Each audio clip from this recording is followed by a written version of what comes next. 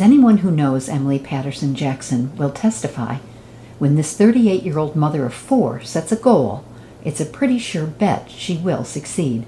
So when this community-minded dynamo decided to organize an inner-city bookmobile in Indianapolis, Emily quickly formed collaborative relationships and achieved a grassroots outreach that made her successful beyond her imaginings, except for one tiny bookmobile detail on which she's still working. I had an overwhelming number of people respond. I mean, to the point where I got to be like, friends of friends of friends, people I didn't even know were like contacting me to donate books. Lisa from Barnes & Noble, she stepped in.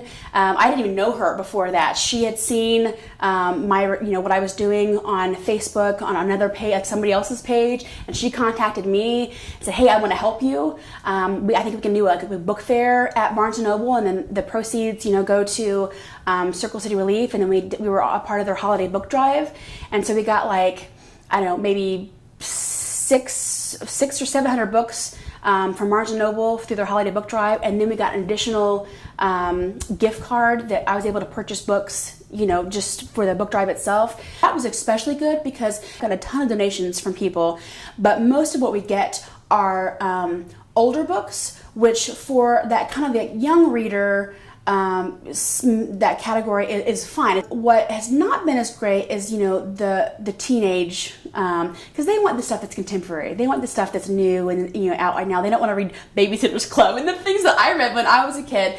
And so we didn't have a lot of that really good contemporary young adult lit that the kids are into nowadays. And so with that gift card, I was able to kind of beef up that section of our bookmobile to include a lot of that kind of material for the older kids. So at the end of the day, when you start to launch this bookmobile, how many books did you have total? So I sent out that first initial Facebook request in, I want to say it was late August, because I remember specifically it was 3 weeks from when I put out that first request to when we had our first bookmobile, which was first of all crazy.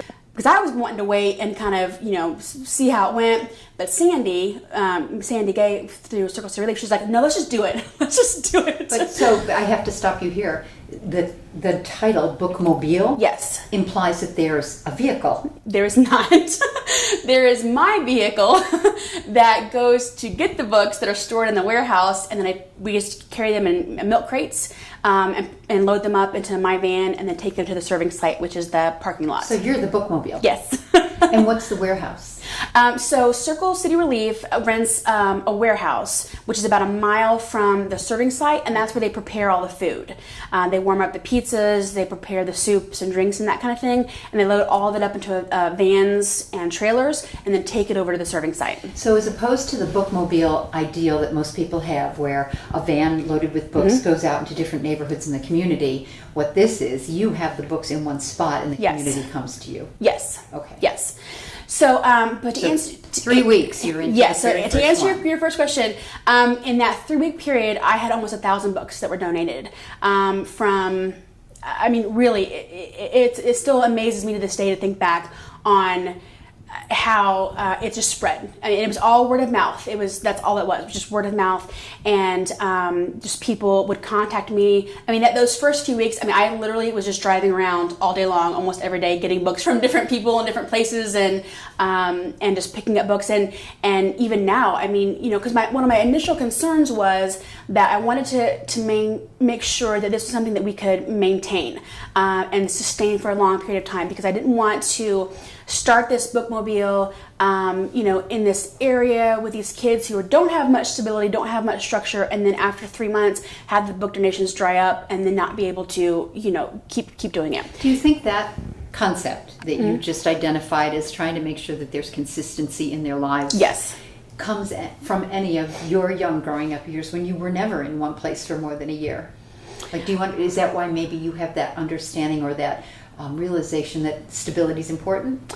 I hadn't thought about it, but that very well could be. I mean, that's always something that is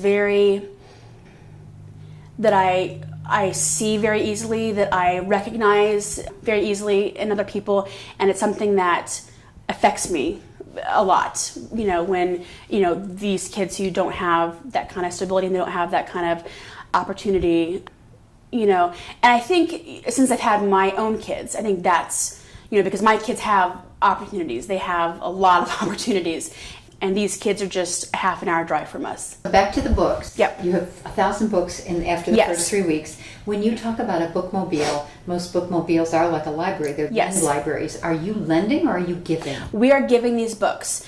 And that was one of the first things that, that I decided was that, that little boy that I talked to, he wanted a book that was his own. That he could have, he could take home, that would be his.